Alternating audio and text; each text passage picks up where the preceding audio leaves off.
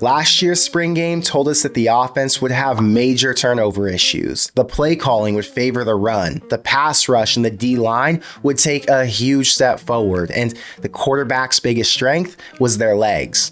This year, coming off of 5 wins and a facelift on offense, I'm hoping Saturday can answer some of my biggest questions just like it did last year. How wide's the gap between Dillon and Heinrich? Why haven't I heard much about Dante Dowdell at running back? And if Blyhill's a starting corner, who's losing reps with Hartzog at safety? So today, I'll break down what I'm watching for during the spring game on Saturday, because if last year taught me anything, it was that spring ball's a direct indicator for how the team's going to look come September. But what's up, guys? I'm Connor Hayden, and this is Corn Crazed. If you're a fan of Nebraska or the Big Ten, hit the subscribe button so you don't miss any of my preseason content. And if you want a post-game reaction, hit the like button and help us get to 1,000. But now, let's get into it. He's hit and he's taking a shot downfield, wide open end zone, caught, touchdown.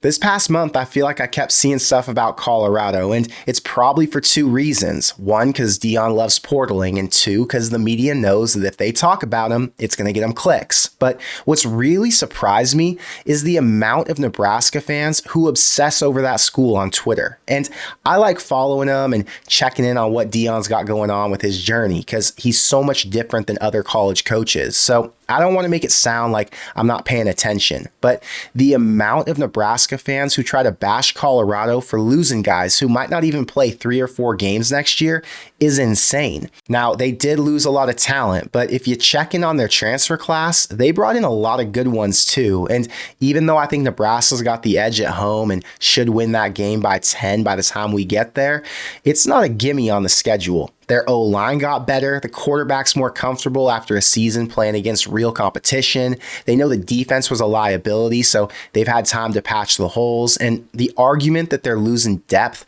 doesn't really apply to Nebraska, since that game is going to be played week 2 and they should be fully healthy. Just based off the offseason drama, I know people are going to expect a beatdown and a huge vengeance performance out of Nebraska Memorial Stadium, but I'm going to warn you right now, you got to temper those expectations. Colorado's got issues, but Nebraska's still a 5-win team with a true freshman quarterback. And until we see proof that they can beat a team like that, I'm not going to set any expectations other than a 3-point game that could go either way. The one note that I should add here is that they're going to lose Dylan Edwards at running back, but since they picked up the guy from Ohio State, that room's going to be just fine. And hopefully, Nebraska can go out and pick him up. Now, getting on to this weekend, there is still no word on what format Matt Rhule's going to roll with, but we can speculate based on what we've heard so far. Last year, they wanted to get full contact in and live reps to help the QBs get more experience in the new system. But this time around, there's less depth back there, and Rhule can't afford to lose Raiola or Harburg, so they're probably going to wear green jerseys. And Nebraska returns one of the most experienced rosters in the country, so my guess is that they're going to come out more focused on seeing the young guys get reps. So the team format that they've been practicing with all spring probably carries over on Saturday, which means we're going to get to see a mix of starters and backups lining up side by side. And instead of watching the ones go against the ones, we're going to see more of a diverse lineup. So I'd expect basic play calls, but since they've been working as a group instead of separating the starters and the backups, I think we're going to get to see how big the talent gap is from a guy like Ty Robinson, who's been here for a long time, against a redshirt freshman who's still trying to establish himself.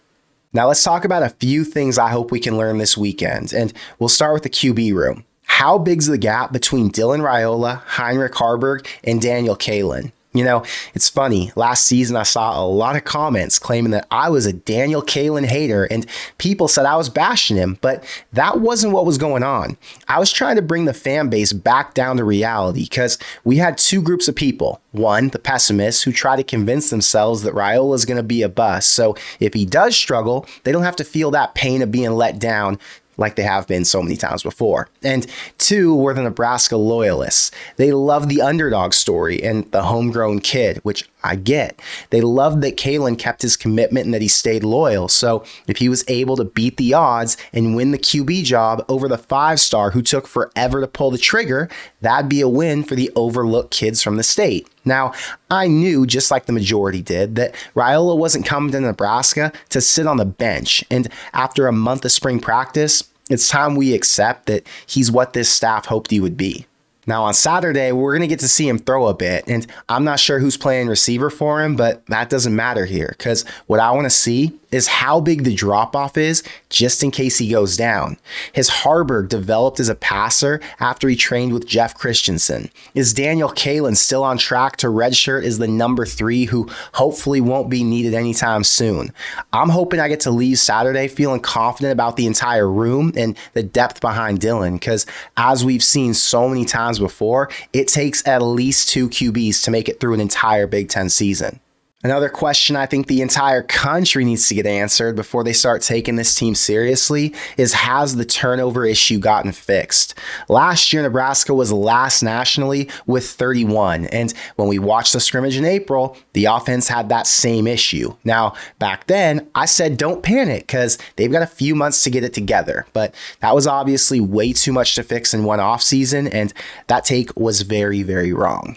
The difference between a 6-win team and a 10-win team this year is going to be takeaways, fumbles, and interceptions. But until I see the running backs and the QBs protect the ball in a live situation, there's no way I can make any prediction saying that this team can accomplish anything more than just a bowl appearance. I was talking to my friend Minnie today, and she brought up a good one. She wants to know why we haven't heard much about Dowdell at running back. He was the perfect transfer for a run-heavy Big Ten scheme, and you would have thought he'd be the go-to back while Gabe Ervin's out. But it sounds like Emmett Johnson's leading now, which isn't a bad thing because he's a stud with big upside, but his skill set's different since he's smaller and quicker. So the question I've got is, does Dowdell being left out say something about him not knowing the playbook and adjusting to new expectations? Or does it mean this staff wants to go with a back who's smaller and shiftier and built to catch passes out of the backfield and who can do more in open space? If they do want a back like that, like I said before, I'm hoping they go after Dylan Edwards because he's the perfect fit to challenge Emmett for that role. On defense, I want to know what's going on with the DBs now that Bly Hill's working as the starting corner opposite Tommy Hill. Malcolm Hartzog bounced back to safety with Marquise Buford Jr. and Singleton's still in recovery. So who's going to rotate as that third or fourth safety? And more importantly, who steps in behind the 2 Hills at corner? Is Dwight Boodle a go-to? Ethan Nation? Jeremiah Charles? I ask because that room's got a lot of guys, and if we're going to see attrition somewhere, I'm guessing it'll be a running back and then somewhere in the secondary. I've got a couple more, but before I give you those, I want to make sure to remind you that Character Chronicles has been pumping out videos all off season, and in addition to his breakdowns, Adam's done interviews, he's done reactions, and it's kept me pretty filled in all spring. Now, they've been a great sponsor for our show, so if you hadn't had a chance to subscribe to their channel or visit characterchronicles.com yet, you can head down to the description box below to get you there, or you can just search Character Chronicles in the search box and you'll find all of Adam's content on his YouTube channel. As it stands today, I think the starting 5 on the O-line is going to include Prohaska, Latovsky, and Evans, but where does Canuck, Corcoran, Mazuka, or Hood fit in? We saw him take a big step last year with Benhart and Scott leading the way, but it seems like every season a few guys go down and the rotation behind the starting 5 is still pretty unknown. I don't know how physical the line play is going to be this weekend, but just seeing who gets reps at what spots is going to give us an idea of how that depth chart's going to look going into the summer.